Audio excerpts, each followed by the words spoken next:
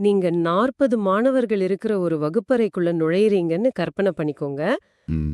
முதல் வரிசையில இருக்கிற ஒரு மாணவன் ஜன்னலுக்கு வெளியே வெறித்து பார்த்துட்டு இருக்கான். கடைசி வரிசையில இருக்கிற இன்னொருத்தன் எந்த காரணமுமே இல்லாம பக்கத்துல இருக்கிறவன அடிச்சிட்டு அழுறான். வழக்கமான ஒரு காட்சி தான் இது. ஆமா. நடுவுல இருக்கிற ஒரு மாணவி நீங்க கேள்வி கேட்டு முடிக்கிறதுக்கு முன்னாடியே விடைய சொல்லிட்டு அமைதியா உட்கார்ந்திருக்கா. இந்த மாதிரி ஒரு சூழல்ல ஆசிரியர் தகுதி தேர்வுக்கு தயாராகிற உங்களுக்கு இந்த குழந்தை மேம்பாடு மற்றும் கற்பித்தல் முறை அப்படிங்கிற பாடக்குறிப்புகள் தான் ஒரு பெரிய ஆயுதம். கண்டிப்பா. ஆனா நிறைய பேருக்கு ஒரு தயக்கம் இருக்கு. அதாவது பல நூற்றாண்டுகளுக்கு முன்னாடி தத்துவவியலாளர்கள் எழுதின கோட்பாடுகளை வச்சு இன்னைக்கு நம்மள முட்டி மோத வைக்கிற அந்த 8ஆம் வகுப்பு மாணவர்களை எப்படி சமாளிக்கிறது அப்படின்னு. கரெக்ட். அதத்தான் இன்னைக்கு நம்ம ஆழமான உரையாடல்ல பார்க்க போறோம். இது ஏதோ மனப்பாடம் பண்ற விஷயம் இல்ல. மாறாக ஒரு மாணவனோட மூளைக்குள்ள என்ன நடக்குதுன்னு துல்லியமா புரிஞ்சுக்கிற ஒரு பயணம்னு பார்க்க போறோம். நிச்சயமா. நீங்க வெறும் தேர்வுக்காக படிக்கிற ஒருத்தரா இல்லாம அந்த வகுப்பறையே ஆழப்போகிற ஒரு உளவியலாளரா உங்களை மாத்திக்கிறது தான் இந்த அலசலோட முக்கிய நோக்கம். சூப்பர். அப்போ ஒரு மாணவனை புரிஞ்சுக்கிறதுக்கு முன்னாடி, அதாவது இந்த உளவியல் அப்படிங்கிற துறை எப்படி உருவாச்சுன்னு நம்ம தெரிஞ்சுக்கணும் இல்லையா? ஆமா, ஆரம்பத்துல இருந்தே போயிடலாம். கிரேக்க மொழியில சைக் அப்படின்னா ஆன்மா, லோகஸ் அப்படின்னா ஆராய்தல். அதனால ஆரம்பத்துல அரிஸ்டாட்டில் காலத்துல இது ஆன்மாவை பற்றிய படிப்பாதான் இருந்திருக்கு. ஆனா அதுல ஒரு பெரிய நடைமுறை சிக்கல் வந்துச்சு. என்ன சொல்றது? ஆன்மா அப்படிங்கிறது கண்ணுக்கு தெரியாதது, அதை எடையிட முடியாது. கரெக்ட். அறிவியல்ல ஒரு விஷயத்தை அளவிட முடியலன்னா அது எப்படி ஆராய முடியும்? அந்த சிக்கலை தீர்க்க தான் டெக்கார்ட் மாதிரியான அறிஞர்கள் இதை மனம் பற்றிய படிப்பு அப்படின்னு மாத்தி எழுதினாங்க. அவர் மனதை அறிதல், உணர்தல், முயலுதல் அப்படின்னு 3ஆ பிரிச்சாரு. ஆனா ஒரு நிமிஷம், மனதையும் நாம அறுவை சிகிச்சை செஞ்சு பார்க்க முடியாதே, அதுவும் கண்ணுக்கு தெரியாத ஒண்ணுதானே? நீங்க சரியா கேட்டீங்க. அதனாலதான் வில்லியம் ஜேம்ஸ், வில்ஹெல்ம் வுண்ட் போன்றவங்க இதை இன்னும் கொஞ்சம் அப்டேட் பண்ணாங்க. அவங்க இதை நனவு நிலை பற்றிய அறிவியல், அதாவது சயின்ஸ் ஆஃப் கான்ஷியஸ்னஸ் அப்படின்னாங்க. ஜெர்மனில முதல் உளவியல் ஆய்வகத்தை உருவாக்குனதே வுண்டு தான். ஓஹோ. ஆனா என்னை பொறுத்த வரைக்கும் இதுவும் முழுமையானதா தெரியல. ஒரு மனுஷன் முழிச்சிட்டு இருக்கும்போது என்ன நினைக்கிறான் அப்படிங்கறத வச்சு மட்டுமே அவனை முழுசா அளவிட முடியுமா என்ன? முடியாது. அந்த இடத்துல தான் ஜேபி வாட்சன், ஸ்கின்னர் மாதிரியான நடத்தவியலாளர்கள் உள்ளே வந்தாங்க. அவங்க அந்த கண்ணுக்கு தெரியாத மனம், நனவு நிலை எல்லாத்தையும் தூக்கி ஓரமா வச்சுட்டு உளவியல் அப்படிங்கிறது மனிதனின் நடத்தை பற்றிய அறிவியல் அப்படின்னு வரையறுத்தார்கள். நடத்தைனா பிஹேவியர். இத அளவிடலாம் இல்லையா? கண்டிப்பா. நீங்க ஒருத்தரை திட்டி அவர் பதிலுக்கு கோவப்படுறாருன்னா அது ஒரு நடத்தை. அதை நம்மால பார்க்க முடியும், பதிவு செய்ய முடியும். வுட்வர்த் அப்படிங்கிற அறிஞர் இந்த மொத்த பயணத்தையும் ரொம்ப அழகா ஒரே வரியில சொல்றாரு. அவர் என்ன சொல்றாரு? உளவியல் முதலில் தன் ஆன்மாவை இழந்தது, பிறகு மனதை இழந்தது, பிறகு நனவு நிலையை இழந்தது, இப்போ ஒரு வகையான நடத்தையை மட்டும் கொண்டுள்ளது அப்படின்னு சொல்றாரு. ஆடா, இத கேக்கும்போது எனக்கு நம்ம ஸ்மார்ட் போன் அப்டேட் ஆகுறது தான் ஞாபகத்துக்கு வருது. எப்படி சொல்றீங்க? அதாவது முதல்ல கண்ணுக்கு தெரியாத ஆனா எல்லாத்துக்கும் அடிப்படையான ஆன்மா அப்படிங்கிற ஹார்ட்வேர், அதுக்கப்புறம் அதை இயக்குகிற மனம் அப்படிங்கிற சாஃப்ட்வேர், இப்ப கடைசியா நாம தொட்டு உணர்கிற நடத்தை அப்படிங்கிற ஆப்ஸ். ரொம்ப அருமையான ஒப்பீடு. ஏன்னா கல்வி உளவியல் அப்படிங்கிறது மாணவனோட கண்ணுக்கு தெரியாத மனச படிச்சு நேரத்தை வீணாக்காம அவனோட அந்த ஆப்ஸ் செயல்பாடுகளை, அதாவது நடத்தைய எப்படி கணிப்பது, அதை எப்படி நல்வழிப்படுத்துவது அப்படிங்கறதுல தான் கவனம் செலுத்துது. சரியா? மிகச்சரி. ஒரு மாணவனோட நடத்தைய நீங்க நேர்மறையா மாத்தணும்னா முதல்ல அந்த நடத்தை காலப்போக்குல எப்படி மாறுதுன்னு பார்க்கணும். இங்கதான் வளர்ச்சி மற்றும் முன்னேற்றம் அப்படிங்கிற 2 முக்கியமான வார்த்தைகள் வருது. growth versus development. இருங்க, இப்போ நீங்க சொல்றத பார்த்தா எனக்கு ஒரு சந்தேகம் வருது. இது ரெண்டுமே ஏறக்குறைய ஒண்ணுதானா? எப்படி ஒன்னாகும்? ஒரு குழந்தை உயரமா வளர்றதையும் அறிவில வளர்றதையும் நாம பொதுவா வளர்ச்சி அப்படின்னு தானே சொல்றோம். பாடக்குறிப்புகள் ஏன் இதை இவ்ளோ தீவிரமா பிரிச்சு பாக்குது? ஏன்னா ஒரு வகுப்பறையில நாம செய்யற மிகப்பெரிய தப்பே இதுதான். வளர்ச்சி அப்படிங்கிறது உடல் சார்ந்தது. எடை கூடுறது, உயரம் அதிகரிக்கிறத குறிக்கும். இது அளவிடக்கூடியது. ஒரு குறிப்பிட்ட வயசு வந்ததும் இது நின்னுடும். ஆனா முன்னேற்றம் அப்படிங்கிறது அறிவு, உணர்ச்சி மற்றும் சமூக பண்புகள் சார்ந்தது. இது ஒருபோதும் நிக்காது. பிறப்புல தொடங்கி இறப்பு வரைக்கும் தொடர்கிற ஒரு சுருள் வடிவலான பயணம் இது. ஸ்பைரல் டெவலப்மெண்ட்னு சொல்லுவாங்க. ஓ, அப்போ என் வகுப்பறையில ஒரு மாணவன் மத்தவங்கள விட 6 அடி உயரமா வளர்ந்துட்டான் அப்படிங்கிறதுக்காக அவன் மனதளவுல முதிர்ச்சி அடைஞ்சிட்டான் அப்படின்னு நான் நினைக்கிறது முட்டாள்தனம்னு சொல்றீங்க. ஆணித்தரமா முதிர்ச்சி, அதாவது மெச்சூரிட்டி அப்படிங்கிறது மரபினால வருது. உடல் உறுப்புகள் தானாவே வளர்ந்து பக்குவம் அடைகிறது. ஆனா ஒரு மாணவனோட அறிவு மற்றும் உணர்ச்சி முன்னேற்றம் அப்படிங்கிறது அவன் வளர்ற சூழ்நிலையால தீர்மானிக்கப்படுது. சூழ்நிலைனா நாம அமைச்சு கொடுக்கிற என்விரான்மெண்ட். ஆமா, ஸ்கோடாக்கின் ஆய்வு இதை ரொம்ப தெளிவா நிரூபிச்சிருக்கு. ஆதரவற்ற குழந்தைகளோட நுண்ணறிவு வளர்ச்சியில அவங்களுக்கு மரபணு ரீதியா கிடைச்ச அறிவை விட அவங்க தத்தெடுக்கப்பட்டு வளர்ற சூழ்நிலை தான் பெரிய பங்கு வகிக்குது. அப்போ மரபணு என்னவா இருந்தாலும் ஒரு ஆசிரியரா நான் அமைச்சு கொடுக்கிற வகுப்பறை சூழலால ஒரு மாணவனோட முன்னேற்றத்தை முற்றிலுமா மாத்த முடியும் அப்படிங்கிறது ஒரு பெரிய நம்பிக்கை கொடுக்குது. கண்டிப்பா மாத்த முடியும். ஆனா இந்த குழந்தைங்க எந்தெந்த வளர்ச்சி பருவங்களை கடந்து நம்ம கிட்ட வராங்க? ஹேர்லாக் அப்படிங்கிற உளவியலாளர் மனித வளர்ச்சிய 9 பருவங்களா பிரிச்சாலும் ஆசிரியரான நீங்க எதிர்கொள்வது முக்கியமா 2 பருவங்களை தான். ஒன்னு பிள்ளை பருவம், இன்னொன்னு குமுற பருவம். இதுல பிள்ளை பருவத்தை போலி முதிர்ச்சி நிலை அப்படின்னு சொல்வாங்க. போலி முதிர்ச்சி நிலையா? Pseudo maturity. அதாவது நாங்க பெரியவங்க மாதிரி அறிவாளி ஆயிட்டோம் அப்படின்னு அவங்களே நினைச்சுப்பாங்களா? ஆமா, ஒரு வரியில அப்படித்தான். பெரியவங்க போடுற மாதிரி உடை அணிய விரும்புறது, அவங்கள மாதிரியே பேச முயற்சி பண்றதுன்னு ஒரு பாவனை அங்கே இருக்கும். ஆனா குமரப்பருவம் அப்படிங்கிறது அப்படி இல்ல. அடாலசன்ஸ். ஆமா, அது அதிரடி மாற்றங்கள் நிகழ்ற ஒரு எரிமலை. உணர்ச்சி வசப்படுறது, நிறைய குழப்பங்கள் இருக்கிறது. இத புயலும் மழையும் கொண்ட காலம்னு சொல்வாங்க. இத நான் இப்படி புரிஞ்சுக்கிறேன். பிள்ளை பருவம் அப்படிங்கிறது வங்கியில ஒரு சேமிப்பு கணக்கு தொடங்குற மாதிரி. அங்க பெரிய ஆபத்துகள் இல்ல, எல்லாம் ஒரு நிலையா இருக்கும். கரெக்ட். கோஸ்டர் பயணம்தான். திடீர்னு கோபம் வரும், திடீர்னு சந்தோஷம் வரும். இந்த உணர்ச்சிகளை அவங்க எப்படித்தான் கையாள கத்துக்கிறாங்க? இங்கதான் ஆக்கநிலை உருத்தம், அதாவது கண்டிஷனிங் வேலை செய்யுது. ஒரு குழந்தை தன்கிட்ட இருக்கிற சினம், அச்சம், மகிழ்ச்சி மாதிரியான அடிப்படை உணர்ச்சிகளை எப்படி வெளிப்படுத்தணும் அப்படிங்கறத சூழலை பார்த்து கத்துக்குது. ஓஹோ. இததான் எரிக்சன் தன்னோட சமூக வளர்ச்சி படிநிலைகள்ல விளக்குறாரு. பிறப்பிலிருந்து முதுமை வரைக்கும் மனிதன் 8 படிநிலைகளை சந்திக்கிறான்னு அவர் சொல்றாரு. 8 படிநிலைகள் உதாரணத்துக்கு?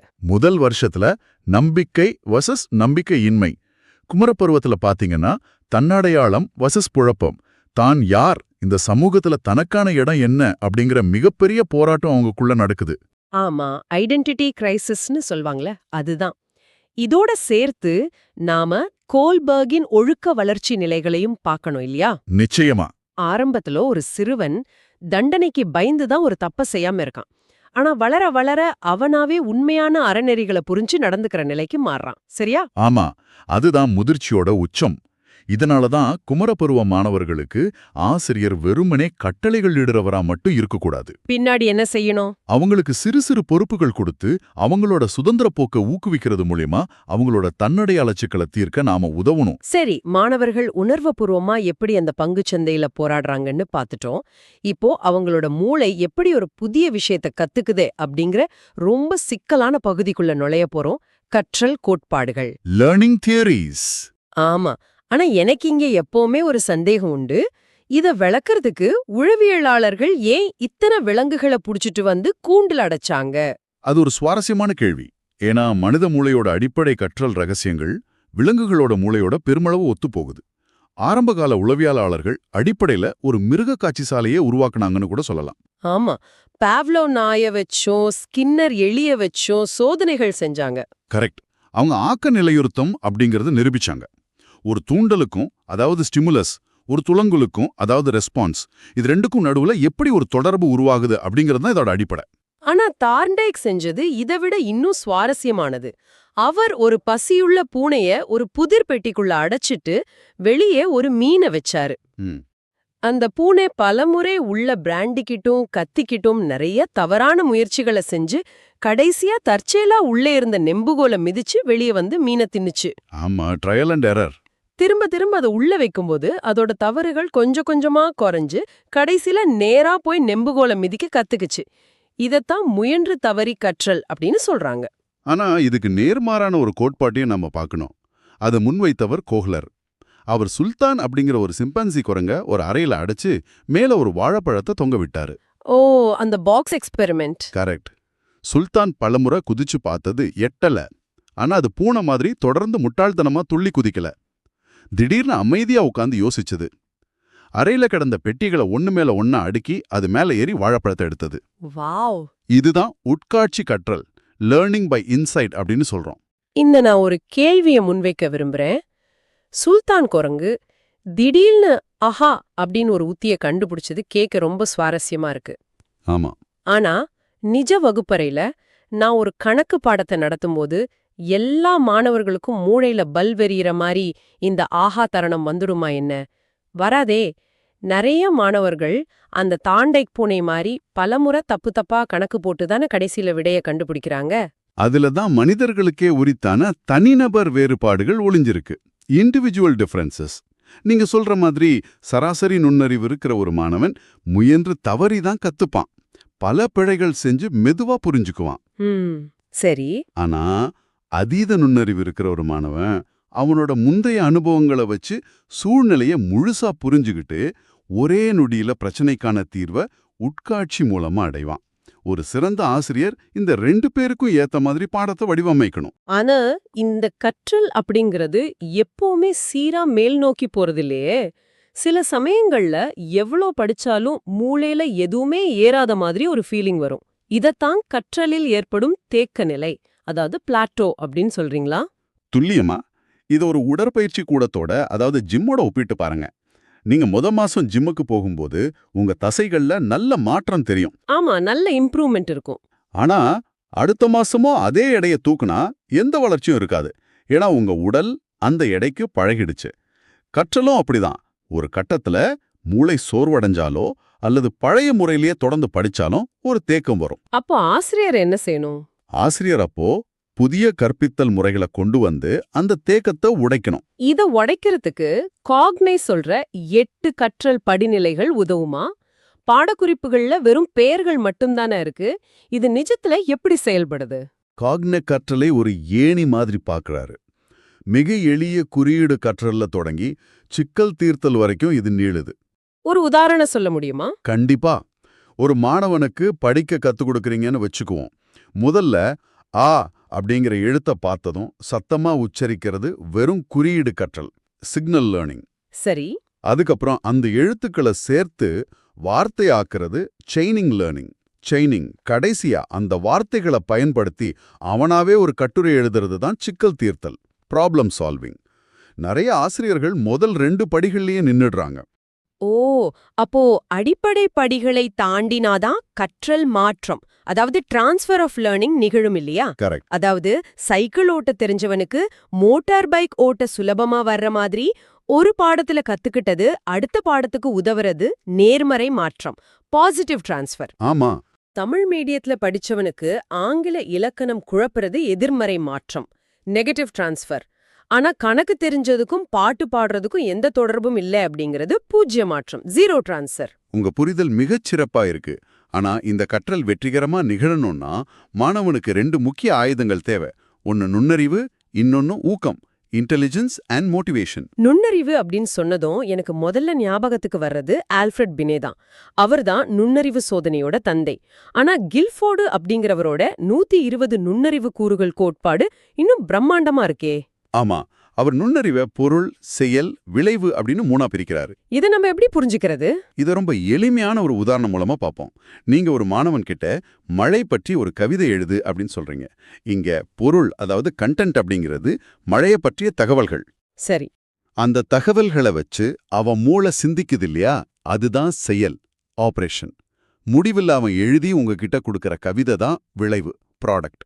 மனித மூளை எந்த ஒரு பிரச்சனையையும் இந்த 3 கட்டங்கள்ல தான் அணுகுது. ஓஹோ, அந்த செயல் கட்டத்துல தான் குவி சிந்தனை மற்றும் விரி சிந்தனை வருதா? Convergent and divergent thinking. நிச்சயமா. 2 கூட்டல் 2 என்னன்னு கேட்டா 4 அப்படின்னு ஒரே ஒரு சரியான விடைய சொல்றது குவி சிந்தனை. ஆனா ஒரு செங்கல்ல வச்சு என்னென்ன செய்யலாம் அப்படின்னு கேட்டா வீடு கட்டலாம், காகிதத்தின் மேல வெயிட் வைக்கலாம், சுத்தியல் இல்லாதப்போ ஆணி அடிக்க பயன்படுத்தலாம் அப்படின்னு பல கோணங்கள்ல புது புது தீர்வுகளை கண்டுபிடிக்கிறது விரிசிந்தனை. இது ரொம்ப படைப்பாற்றல் மிக்கது. சரி, ஒரு மாணவன் கிட்ட இந்த நுண்ணறிவு நிறையவே இருக்குன்னு வச்சுக்குவோம். ஆனா அவன் அதை பயன்படுத்துவானா அப்படிங்கிறது அவனோட ஊக்கத்தை பொறுத்தது தானே, மோட்டிவேஷன். கண்டிப்பா. மாஸ்லோவோட தேவைகளின் படிநிலை கோட்பாடு இத பத்தி ரொம்ப தெளிவா பேசுது. அவர் மனித தேவைகளை ஒரு பிரமிடு மாதிரி அடுக்குறாரு. அடிப்படை உடல் தேவைகளான பசி, தாகம் இதுல தொடங்கி பாதுகாப்பு, அன்பு, மரியாதைன்னு போய் கடைசியில தன்னை முழுமை பெறச் செய்தல் அப்படிங்கிற உச்சத்தை அடையுது. இது ஒரு வகுப்பறையில எவ்வளோ பெரிய தாக்கத்தை ஏற்படுத்துதுன்னு யோசிச்சு பாருங்க. ஒரு மாணவன் அடைவூக்கம் கொண்டு, அதாவது அச்சீவ்மெண்ட் மோட்டிவேஷனோட வகுப்புல முதல் மாணவனா வரணும்னு நினைக்கணும்னா அவனோட அடிப்படை தேவைகள் முதல்ல பூர்த்தியாகி இருக்கணும். எனக்கு இப்ப தெளிவா புரியுது. ஒரு மாணவன் காலையில சாப்பிடாம பசியோட அந்த பிரமிடின் அடிமட்டத்துல உக்காந்துருந்தான் அப்படின்னா, நான் எவ்ளோ சிறப்பா அந்த விரிசிந்தரையை தூண்டுற அறிவியல் பாடத்தை நடத்தினாலும் அது அவன் மூளையில ஏறவே ஏறாது. முதல்ல அவனோட பசி தீரணும், அப்புறம் வகுப்பறையில தனக்கு பாதுகாப்பு இருக்கு அப்படிங்கிற உணர்வு அவனுக்கு வரணும். அதுக்கு பிறகுதான் படிப்பு. இதுதான் நிதர்சனமான உண்மை. அதனாலதான் அரசு பள்ளிகள்ல செயல்படுத்தப்படுற மதிய உணவு திட்டம், காலை சிற்றுண்டி திட்டம் இதெல்லாம் வெறும் பசியாற்றும் திட்டங்கள் இல்ல. அவையெல்லாம் மாணவர்களோட கற்றலுக்கான அடித்தளத்தை அமைக்கிற உளவியல் திட்டங்கள். ஆமா, கரெக்ட். ஒரு சிறந்த ஆசிரியர் இத புரிஞ்சுகிட்டு மாணவர்களோட அகத்தேவைகளை அறிஞ்சு அவங்கள ஊக்கப்படுத்தணும். இதுக்கு ஆசிரியரோட தலைமை பண்பு ரொம்ப முக்கியம். Leadership qualities. தலைமை பண்புல எதேச்சதிகார பாணி, அதாவது ஆட்டோகிராட்டிக், நான் சொல்றதுதான் சட்டம் அப்படின்னு இருக்கிறத விட ஜனநாயக பாணி தான் வகுப்பறைக்கு சிறந்ததுன்னு குறிப்புகள் சொல்லுது. ஆமா, டெமோக்ராட்டிக் ஸ்டைல். மாணவர்கள் கிட்ட கலந்தராயாடி முடிவெடுக்கும்போது அவங்க சுதந்திரமா சிந்திப்பாங்க. அதுவே தன்னிச்சை பாணி, அதாவது லேசி ஸ்பேர் மாதிரி அவங்கள கண்டுகொள்ளாம விட்டுறதும் ரொம்ப ஆபத்து தான். ஆனா நீங்க எவ்வளவுதான் ஜனநாயக முறையில பாடம் நடத்தினாலும் 100% எல்லா மாணவர்களுக்கும் அது போய் சேராது. அதுவும் உண்மைதான். சிலருக்கு குறைதீர் கற்பித்தல் தேவைப்படும், அதாவது ரெமிடியல் டீச்சிங். அவங்க மெல்ல கற்கும் மாணவர்களா இருப்பாங்க. சிலரோ ரொம்ப வேகமா படிச்சு முடிச்சுட்டு அடுத்த வேலையை தேடுற மீத்திறன் மிக்க குழந்தைகளா இருப்பாங்க, கிஃப்டட் சில்ட்ரன்.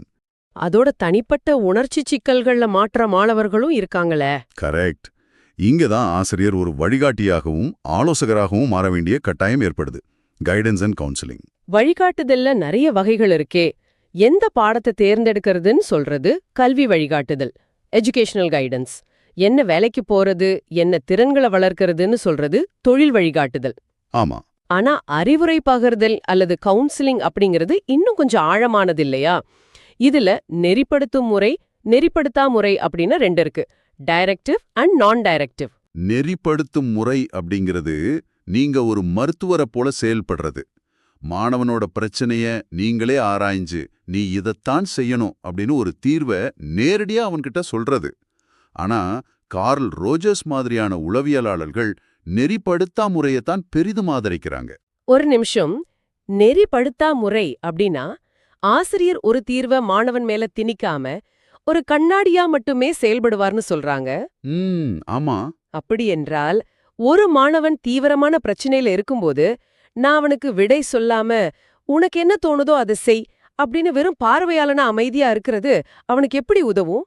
அது என் பொறுப்புல இருந்து தப்பிக்கிற மாதிரி தெரியலையா? பார்ப்பதற்கு அப்படிதான் தோணும். ஆனா இது வெறுமனே அமைதியா இருக்கிறது கிடையாது. மாணவனோட உணர்ச்சிகளை அவனுக்கே எதிரொலித்து காட்டுறது. நீ கோவமா இருக்கான்னு எனக்கு புரியுது, ஏன் அப்படி உணர்கிறாய் அப்படின்னு கேட்கறது மூலமா அவனோட மனசுக்குள்ள புதைஞ்சு கிடக்கிற உண்மையான காரணத்தை அவனையே கண்டுபிடிக்க வைக்கிறது. ஓ, நாம வழிகாட்ட கூடாது, அவனையே யோசிக்க வைக்கணும். ஆமா. கவுன்சிலிங் அப்படிங்கிறது மாணவனை எப்பவுமே உங்களை சார்ந்திருக்க செய்வதில்ல. Helping them to help themselves. தங்களுக்கு தாங்களே உதவிக்கிற அளவுக்கு அவங்கள சுயமாக செயல்பட வைக்கிறது தான் உண்மையான அறிவுரை பகிர்தல். ஆஹா, இன்னைக்கு நாம எவ்ளோ பெரிய பயணத்தை மேற்கொண்டிருக்கோம். கிரீக்கத்துல ஆன்மா, மனம் அப்படின்னு ஆரம்பிச்சு மனதோட நனவு நிலைகளை தாண்டி வகுப்பறை நடத்தைகளுக்கு வந்தோம். எலிகளும் பூனைகளும் குரங்குகளும் நமக்கு கத்துக் கொடுத்த பாடங்களை பார்த்தோம். ரொம்ப சுவாரஸ்யமான பயணம்தான். காக்னிவோட ஏணி, கில்ஃபோர்ட்டின் 120 நுண்ணறிவு கூறுகள், மாஸ்லோவோட பசி முதல் முழுமை பெறுதல் வரையிலான பிரமிடு, கடைசியில ஒரு மாணவனுக்கு அவனோட வழிய அவனே தேர்ந்தெடுக்க செய்யற ஒரு கண்ணாடியா எப்படி மாறுவது அப்படிங்கிற வரைக்கும் ரொம்ப ஆழமா பார்த்துட்டோம். ஒரு ஆசிரியர் அப்படிங்கிறவன் வெறும் பாடப்புத்தகங்களை ஒப்பிப்பவன் இல்ல.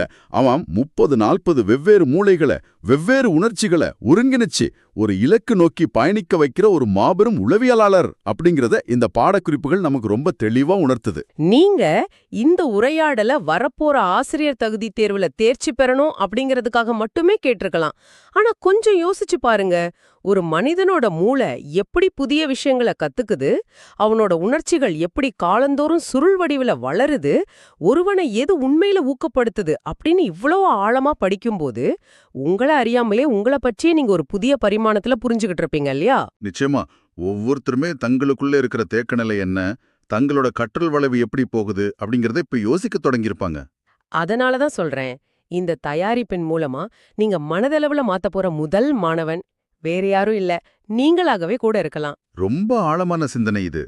ஆரம்பத்துல நான் சொன்னது போல அந்த 40 மாணவர்கள் உட்கார்ந்திருக்கிற குழப்பமான வகுப்பறை இப்போ உங்களுக்கு ஒரு புதிர் இல்ல. அது நீங்க நீந்தி செல்ல வேண்டிய, உங்களால மட்டுமே வழிநடத்தக்கூடிய ஒரு அற்புதமான உளவியல் நீரோட்டம். இந்த ஆழமான அறிவோட தேர்வை மட்டும் இல்லாம உங்க எதிர்கால வகுப்பறையும் வெல்ல வாழ்த்துக்கள். தொடர்ந்து படிப்போம், ஆழமாக புரிஞ்சுக்குவோம்.